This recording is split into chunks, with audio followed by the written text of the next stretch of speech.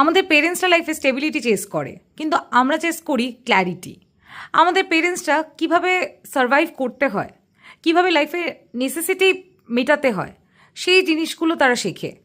কিন্তু আমরা এইটা ভেবে ভয় পাই, যদি আমরা আমাদের কমপ্লিট পোটেনশিয়াল প্রপার ওয়েতে ইউজ না করতে পারি, যেভাবে আমরা নিজেদেরকে দেখতে চাই, যা আমরা হতে চাই, সেইভাবে যদি নিজেদেরকে দেখতে না পাই। আমাদের পেরেন্টসরা কোথাও না কোথাও একটা সিকিউর ফিউচার ডিমান্ড করেছিল, কিন্তু আমরা একটা মিনিংফুল ফিউচার চাই।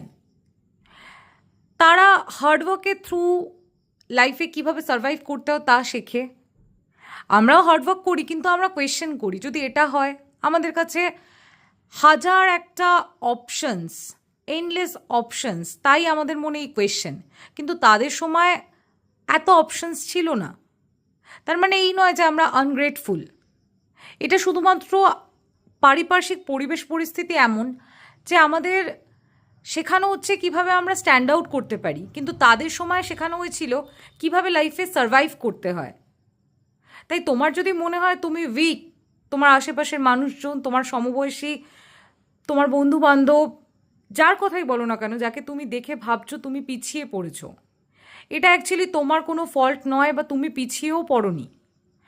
আমাদের সারাউন্ডিংস বা এই পৃথিবী এই মুহূর্তে দাঁড়িয়ে আমাদের কাছ থেকে এটাই ডিমান্ড করেছে যেন সব কিছু একেবারে হয়, কিন্তু তাও তুমি প্রত্যেক দিন লড়ে যাচ্ছ, চেষ্টা করছো। That's what matters.